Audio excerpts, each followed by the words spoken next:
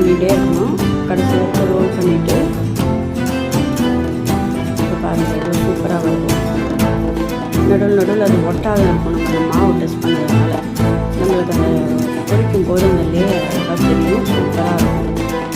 இதே மாதிரி நம்ம நல்லா உருட்டிட்டு ஒரு கட்டியை வச்சு கட் பண்ண போகிறோம்.